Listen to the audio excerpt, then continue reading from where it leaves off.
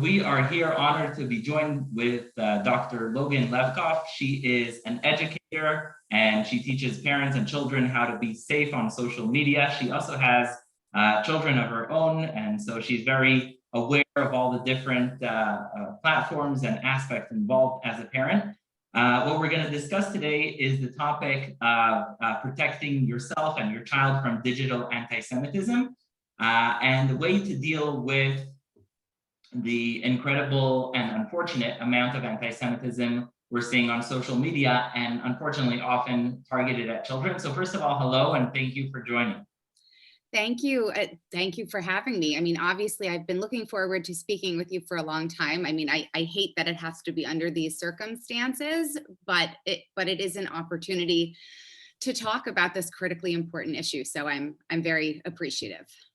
Thank you, and I appreciate your time.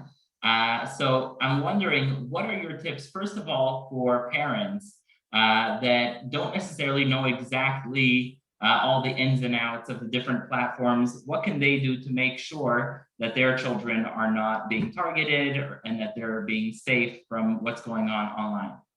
Well, I think that if you are a parent or guardian that doesn't know anything about social media platforms, you're like every other parent who knows nothing about social media platforms, because these things are constantly evolving. What's trendy today is not necessarily trendy next month or even next week. So if you're confused, you're not alone. That's the first thing. And I think that sometimes as parents and as adults, we're afraid of admitting to our children that we don't know everything. But this is one of those times where I really think it's okay for us to say, hey, there is a lot going on, and I don't want to shut out this world from you, but there's a lot that I'm not sure an adult can handle, let alone a young person. So, tell me what you're exposed to, tell me what your friends are on, and let me help you navigate this. Because these are skills that our kids need to develop that we don't necessarily have as adults, right? We don't necessarily have such a thick skin. I mean, that comes over time, and that's not an easy thing for young people to develop like in an instant. Would you recommend parents having that conversation, or would you also say they should probably check to make sure, some parents are more hands-on, they'll check their children's social media. What do you recommend from this perspective of hate and anti-Semitism? Yeah. So, I think that first, always, it's in our best interest to give our kids a real clear set of expectations for what we want and how we want them to use technology. And particularly when they are younger, in that early middle school or approaching middle school time, to really lay out what those expectations are. Because I think that, we assume that our kids know our values and know what we would want, but they're kids and they test boundaries, and they sometimes they make mistakes. The key is that we just want them to avoid anything that they cannot recover from, right? That's the goal. So I have no problem if parents allow their kids to be on different social media platforms. I would say that especially in middle school, before kids are really developing a super strong sense of self, where they may have peers and allies who think like them. And I don't assume they have that in high school, but certainly different in middle school. I think it's okay to say, I want to have access to see your social media pages. It's not because I want to police you. It's because I don't ever want you to feel like you are being harmed in some way by some stranger, or quite frankly, worse, a friend or someone you could consider a friend. And before you let anyone follow, I expect your accounts to be private. And if someone asks to follow you, check with me first. Let's see if this is someone who should be following you. And before you follow someone else, I want you to check in with me. And I think that trust takes time to build. It's certainly the same thing I did with my own kids. I have a 12-year-old and a 16-year-old. And still to this day, it's created this model for them that they still look at me and say, I don't know this person, I'm not letting them follow me, right? Because we've laid that foundation. Mm-hmm. Wow. So that is definitely very insightful.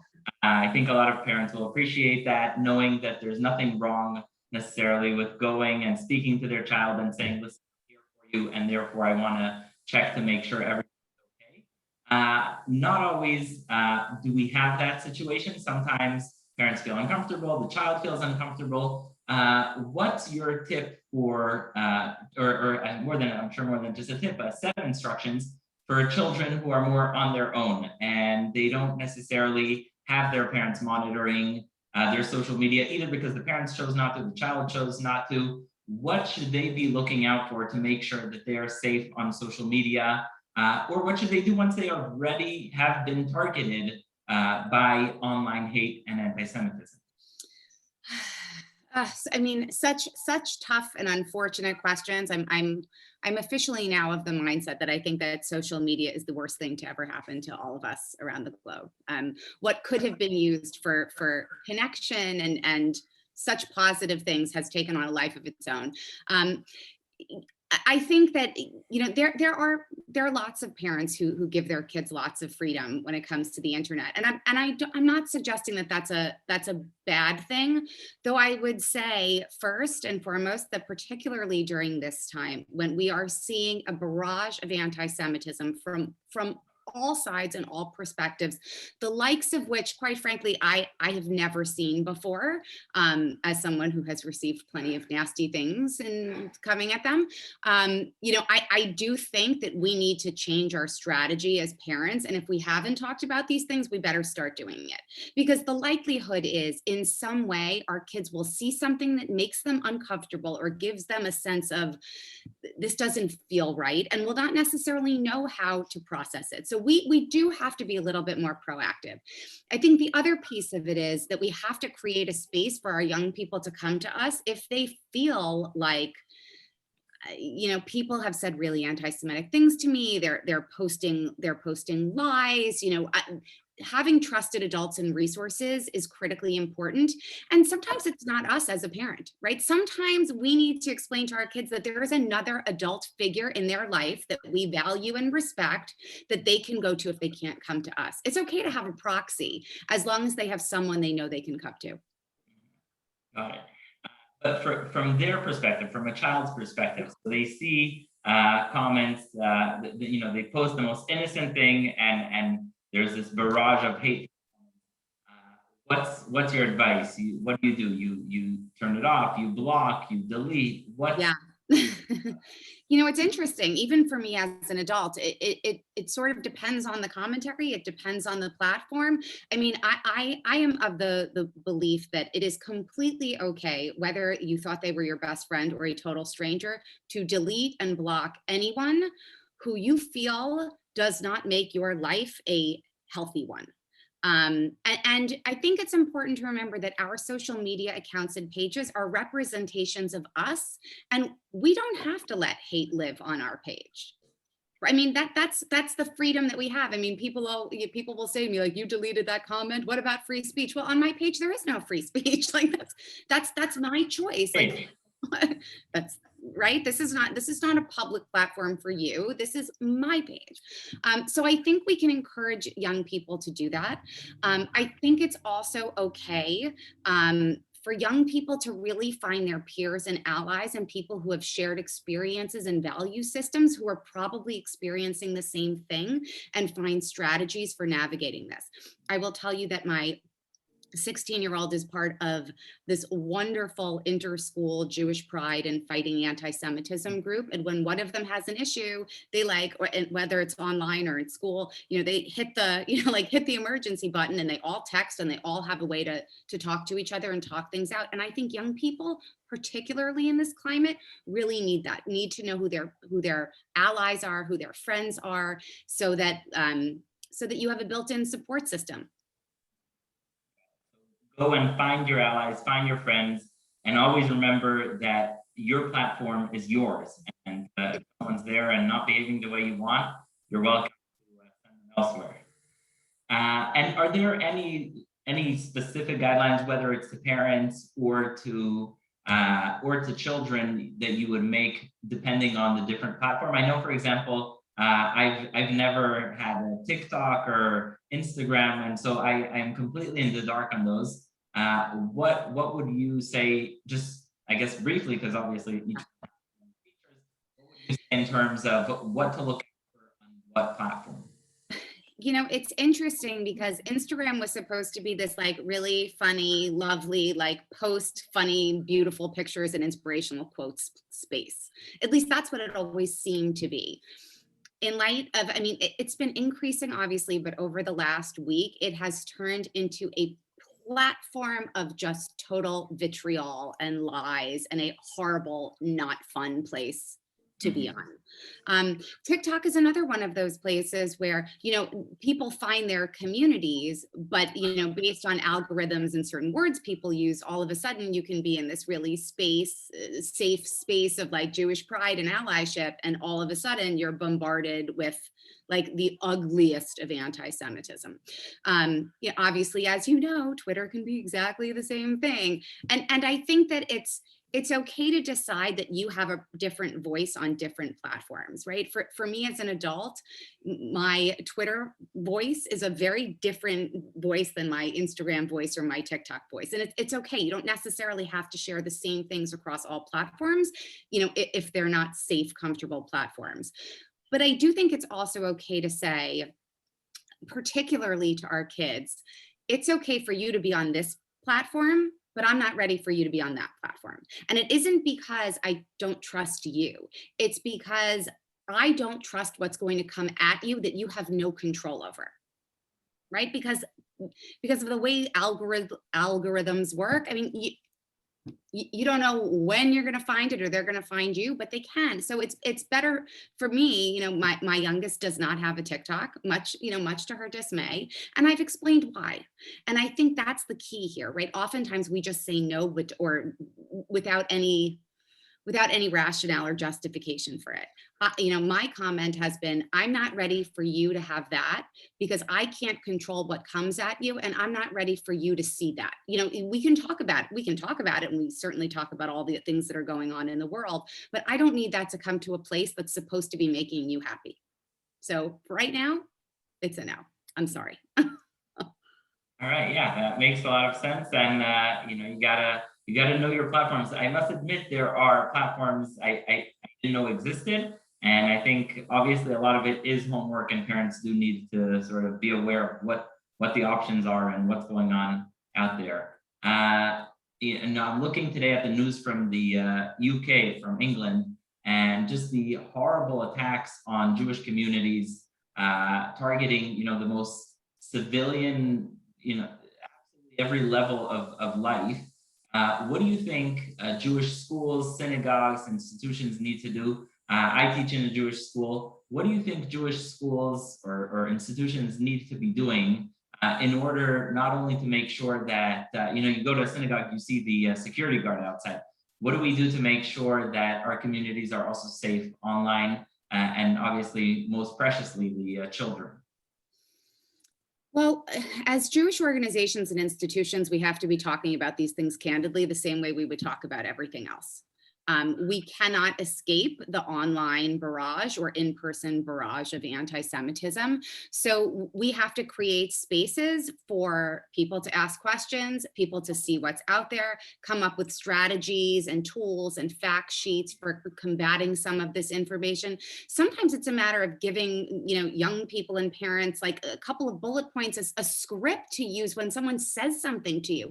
Because I think that oftentimes even those of us who are incredibly comfortable and proud of who we are and our Zionist identity, when someone says something like that to us, particularly if they're not a stranger, right? Our reaction is we are so shocked that we lose the ability to find the words, and we know what those words are. So I think developing strategies and clear talking points would be a really helpful thing. And look, it's not just now, right? It's at schools, it's on college campuses, it's everywhere. So I think the sooner we help young people develop the skills and the strategies, the better off they are going to be for the future. Because I hate to say it, but I don't think this is going away anytime soon. And it just means that we have to develop. I mean, look, the Jewish people have always been about resilience, so I have no doubt that we will be resilient through this.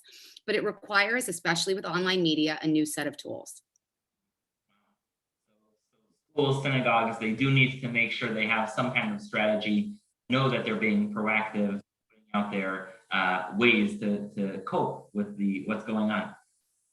And a lot of synagogues have, Instagram pages and online accounts too. So the likelihood is that if they're out there, they're seeing this too. So I think as a community, we can come together, and also, we can even start having our Jewish communities, everyone can follow each other and link together. So when we see someone being attacked in some way, we can jump to their defense. We can help report or block or mute or whatever it is, but we can be in-person allies and we can be online allies as well. Wow. Okay, thank you. And I want to share with you a dilemma I have as a teacher. So you see, you go online, you go in the news, you see all the negativity that's going on there, out there. On the one hand, you want to create a space that's free of all of that, that's positive, that's kind, that's fun, and that's safe. On the other hand, if you don't talk about what's going on, then who will be discussing that with students? So I wonder what your thoughts are. What's the role of teachers in this world where children are facing challenges and some potentially hate on social media? Are we better off creating a very safe and warm space? Or on the other hand, is it better to tackle the issues and discuss them? I am a big believer that schools are at their core supposed to help holistically raise young people up to become empowered adults. And maybe years ago, we could avoid these conversations. But if we're going to talk about what it means to be a good person, what it means to be a digital citizen and a global citizen, then we have to be talking about these things. And yeah, sometimes they're going to be uncomfortable conversations. But I've seen your videos. Uncomfortable conversations are important. So I don't think we can shy away from them anymore. Holistic well-being means head to toe, and in this case, I guess online as well, which seems to be another part of people's identity. Got it. All right. And finally, I guess as a savvy social media user, if you had 3 tips to Jews of all ages, what would be your 3 tips in terms of the way they engage with the world, the way they deal with social media, the way the mindset they should have when seeing content that is targeting them? What are your 3 pillars of using social media as a Jew? I can't. I'm so profoundly saddened that we even have to have that as a question. That these are the things that we need to ask ourselves. And I've thought about them a lot. Obviously in the last few years, but particularly as I've been up all night every night for a week at this point. For me as a 40-something person, the way I tackle the internet and what I am willing to put out there and what sometimes I'm asking to get back in return, knowing that I am going to antagonize someone, I can do that, and I know exactly what I'm doing when I do it, but I also understand that not everyone wants to or has the ability to deal with that. So the first tip is that know who you are. And if online battles like this about the things that make you are uncomfortable to you, then there's no reason to engage in them. You don't choose where you're most potent in this fight, and it might not be online. And if it's not, start deleting and blocking things. One of the hardest things is knowing that this thing that's like on whether it's your computer or your phone, the thing that's in your bedroom or on your kitchen counter in your home carries all of this hate. So sometimes get rid of the hate. You don't have to see it. You do want to engage, though. I really encourage people to find their allies, to start following each other, make connections. Obviously, you and I have made connections in the last year because that's your support system. And so when something comes up, you have all of these people that are going to come to your side, and you will do the same for someone else. But you get to decide where you want to take this fight. And if social media is uncomfortable for you, that you really don't have to do it. All right. So Dr. Logan Levkoff, thank you so much. I see your leadership, your ability to speak with such different audiences, and always in a sensible way, in a way that's addressing exactly who you're speaking to. Very, very much appreciated. And God willing, may we be able to discuss happier times and happier occasions and topics. Definitely. Thank you.